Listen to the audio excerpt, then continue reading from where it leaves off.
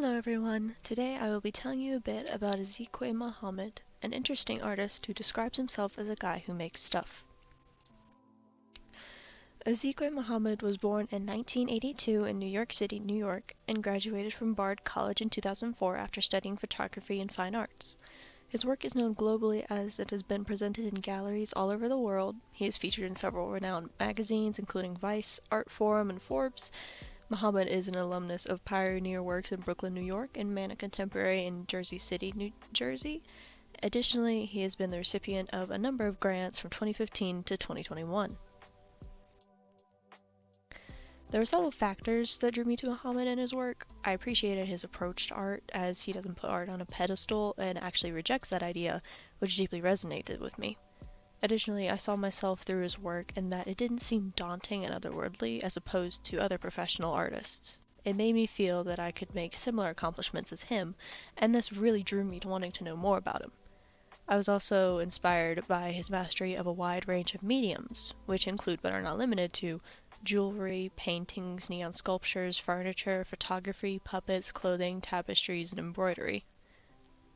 So what is Azikiwe Mohammed all about?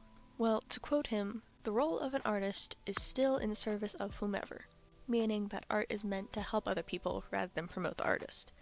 He often rejects the idea that art is made to express a creator's genius and instead feels that artists should make things that can be useful for other people. His work provides platforms and voices for those who do not have one. He coined the term New Davenheim, which is an amalgamation of the names of the 5 most densely populated black cities in the U.S. These cities are New Orleans, Louisiana, Detroit, Michigan, Jackson, Mississippi, Birmingham, Alabama, and Savannah, Georgia. He uses the profits from his works to operate his non-localized food bank, New Davenheim Food Bank, and his free mobile paint school, the Black Painters Academy. The first of his works that I would like to share with you all is titled Places I've Been with a Helicopter No. 12, September 14, 2017, Alaska Street, Baton Rouge, Louisiana. This painting is acrylic and gouache on wooden boards and is roughly 24 by 48 inches. It is part of a series that was started in 2020 in response to the civil uproar and protest recognizing the brutal murder of George Floyd. This piece in particular commemorates the real event in 2017 where Kenneth Gleason shot and killed Bruce Cofield and Donald Smart without cause in Baton Rouge, Louisiana. Cofield was an unhoused man sitting at a bus stop, and Smart was a dishwasher on his way to work. For this racially motivated homicide, 27-year-old Gleason was convicted of first-degree murder, but committed suicide in his cell in 2021 before beginning his sentence. Through this painting, Mohammed poses a question of whether or not the United States is destined to return to treating people of color as disposable, as seen in the quote on this page.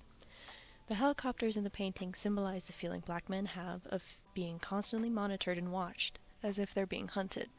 They also convey a sense of fear and paranoia, shifting a relaxing and mundane activity into one that is a threatening situation. This subject of the hardships that people of color face is a recurring subject in Mohammed's work. The second piece I would like to show you all is titled Shared Words, Split Catfish and Sweet Tea, an open platform for discussion. The exhibit features wooden sculptural figures, recycled goods, neon sculptures, and other mixed media. It also includes audio recordings that mimic a typical dinner conversation recorded by Mohammed and his friends and family. The exhibit explores the concepts of togetherness, time, and dialogue, specifically centering around the experiences of blackness in America. It is a continuation of Mohammed's reflections upon black people's relationship to time, which is often a scarcity and luxury for many as they navigate the responsibilities and demands of living, while presenting a scenario in which time and dedication to a communal gathering centered around food is prioritized.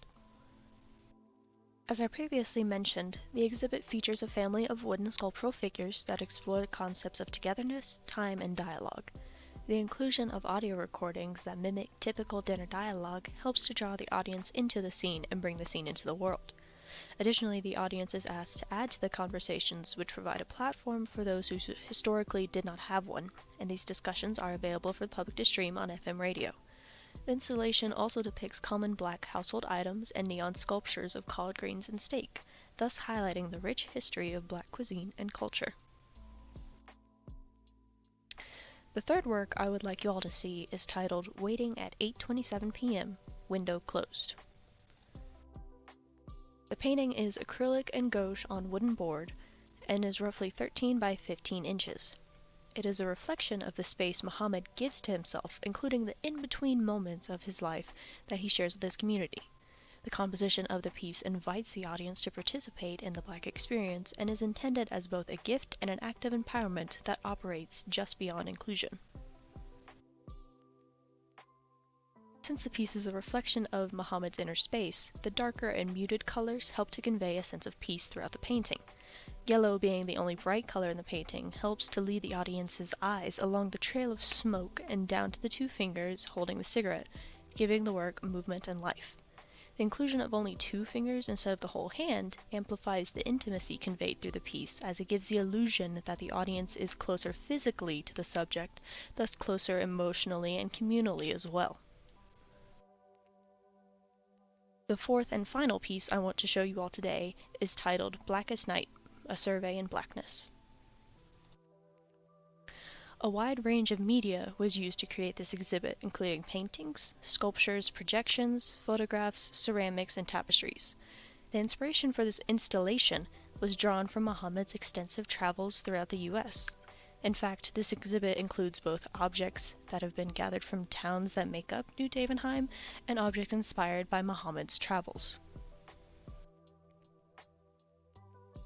The exhibit is filled with a variety of objects and treasures, including a bridge, a park, a neon dinner table scene, and mounted televisions. The wide mix of mediums aid in conveying a message that all are welcome in the space. The objects memorialize lost community members from New Davenheim and other communities that Mohammed had visited. The objects and pieces within the installation come together to create and mimic a safe communal space, as Mohammed intended. When speaking about this exhibit, Mohammed stated, "You can build spaces that mirror the safety you wish you had," which is easily seen in this exhibit. As mentioned earlier, Mohammed identifies not as an artist, but as a guy who makes stuff.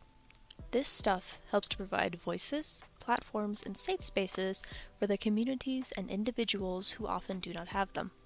Additionally, the profits from his work, in addition to donations, go toward the operation of the New Davenheim Food Bank and the Black Painters Academy. The New Davenheim Food Bank is a non-location-based food bank serving a variety of communities and spaces by redirecting funds for art into funds for food. Their motto is "All Food for All People." The Black Painters Academy is a free painting and painting-adjacent school that offers painting classes for the core message of offering object-based experiential sustainable joy and mental space for all in need of it. To conclude, Azikiwe Mohammed is a fascinating artist to learn about, and I am pleased to have chosen him as my artist to research. His approach to art is captivating and resonates strongly with me, as I have a similar view. I admire Mohammed's selflessness and how he helps his community through his art. It inspires me to do something similar in my community. Finally, through researching and learning about Azikiwe, I was shown that no matter who you are, you can make a difference and an impact in the world. Thank you.